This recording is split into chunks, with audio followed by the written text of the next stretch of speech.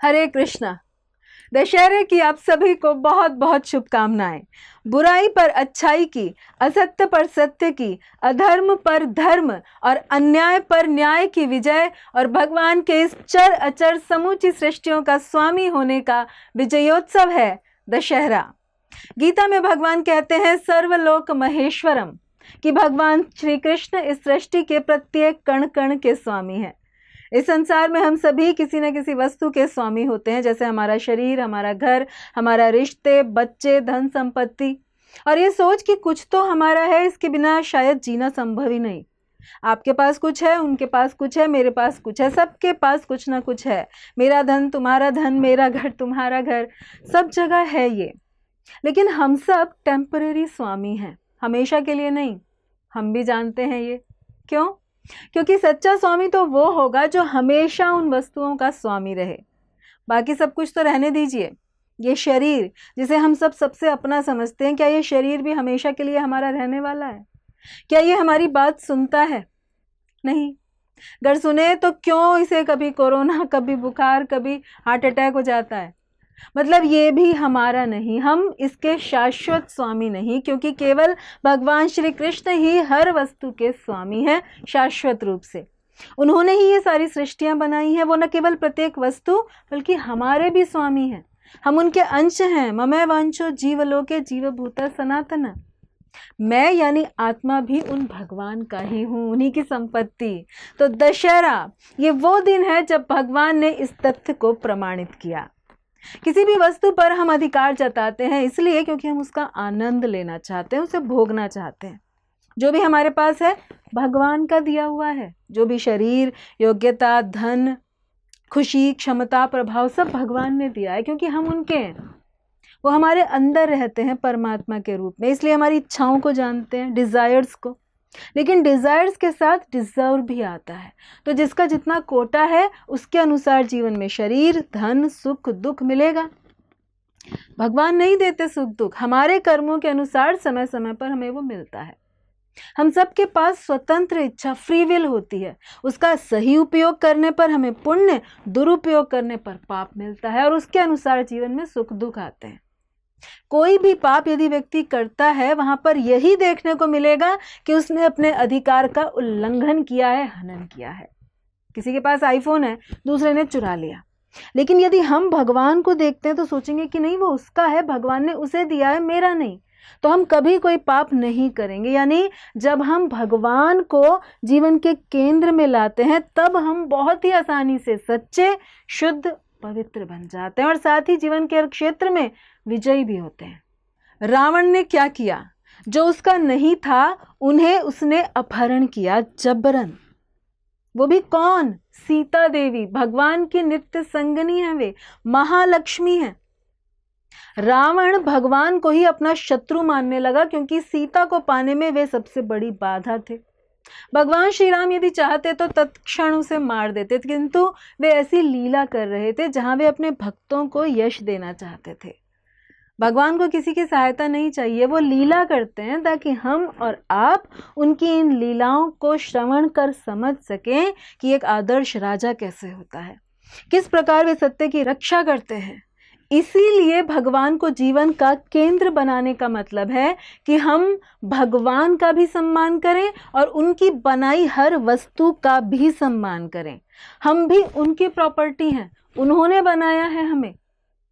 और सम्मान का मतलब जो वस्तु जिसकी है उसमें अपनी नाक ना घुसाना।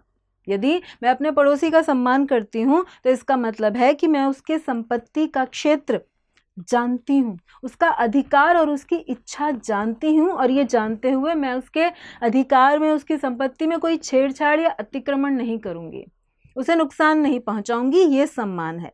इसी प्रकार यदि हम हर जीव, हर व्यक्ति का सम्मान करेंगे तो ये भगवान का सम्मान करना ही है। क्योंकि हम जानते हैं कि चाहे टेम्परेरी ये वस्तु आपकी हो, किंतु शाश्वत स्वामी इसके भगवान ही है। ईशावास्यमिदं सर्वम, कि जड़ चेतन प्रत्येक वस्तु भगवान की है। एक किराएदार की तरह कुछ समय के लिए हमें मिली है, तो उसी प्रकार उनका उपभोग करें, और तब हमारे भीतर ऐसे सद्गुण आएंगे कि हम हर कार्य में सफल हो सकेंगे, जैसे वानरों ने किया। हमें अपने जीवन में कभी ना कभी ऐसा कोई प्रोजेक्ट मिलता ही है जो उस समय हमारे लिए बहुत बड़ा होता है, बहुत प्रीशियस, वैल्यूएबल होता है। और जब भी कोई बड़ा काम हम करते हैं तो उसके लिए चाहिए होता है टीम वर्क। और टीम में काम करना बिल्कुल आसान नहीं होता क्योंकि बहुत सारे लोग होते हैं। तो ये टीम वर्क कैसे सफल होगा, कैसे एक दूसरे के साथ कनेक्ट करके, कोऑपरेट करके हम जल्दी से जल्दी अपने गोल को प्राप्त कर पाएंगे। रामायण में वानर सेना जिसने रावण जैसे त्रिलोकी की सेना को हरा दिया, भारत से लेकर लंका तक समुद्र पर पुल बना दिया, तो ये संभव कैसे हुआ? क्योंकि उनके जीवन के केंद्र में भगवान श्री राम थे और उनके पास 3 चीजें भी थी। पहला, उनका उद्देश्य शुद्ध है, विश्व का उद्धार, रावण जैसे राक्षस का संहार करने जैसा, और भगवान की सेवा। दूसरा, भगवान पर विश्वास, जिससे यह स्वाभाविक दृढ़ता आती है कि हाँ, हमारी शक्ति कम हो सकती है लेकिन भगवान की तो कम नहीं, हम कर पाएंगे। तीसरा, विनम्रता, झुकने को तैयार है, जिससे आपसी संबंध मजबूत होते हैं, झगड़ा नहीं होगा, एक दूसरे पर विश्वास बढ़ जाएगा, जिससे कोई भी काम हम कर पाएंगे। तभी तो इन वानरों ने 1200 किलोमीटर के समुद्र पर पत्थरों से, बिना सीमेंट, बिना खंभों के पुल बांध दिया। इनको श्रद्धा थी कि भगवान के नाम से पत्थरों को भी जोड़कर रखा जा सकता है, वो यहाँ वहां नहीं जाएंगे। और आप ये मत सोचिएगा कि वो तैरने वाले पत्थर थे, अगर तैरने वाले होते तो समुद्र में लहरें भी उठती हैं, वो लहरें उनको बहाकर इधर उधर ले जा सकती थी, पर वो एक ही जगह बने रहे और पुल तैयार। असंभव था लेकिन दृढ़ता थी, भगवान के नाम में श्रद्धा थी और विनम्रता थी, स्वीकार करने को तैयार थे कि हम में सामर्थ्य नहीं है पर भगवान के नाम में है। वहीं दूसरी ओर महाभारत में कर्ण के सारथी थे शल्य। तो पहला, उद्देश्य शुद्ध नहीं, अधर्म का साथ दे रहे थे। दूसरा, भगवान में विश्वास नहीं, श्रद्धा भी नहीं। विश्वास किसमें? अपनी शक्ति के ऊपर कि मैं बहुत बड़ा योद्धा हूं। तीसरा, विनम्रता भी नहीं, जिस कारण उनका एक दूसरे पर विश्वास भी नहीं। शल्य ने बोला था कर्ण को कि ये जो तुमने अस्त्र संधान किया है, मार दो अर्जुन को, उसकी छाती पर, मर जाएगा वो।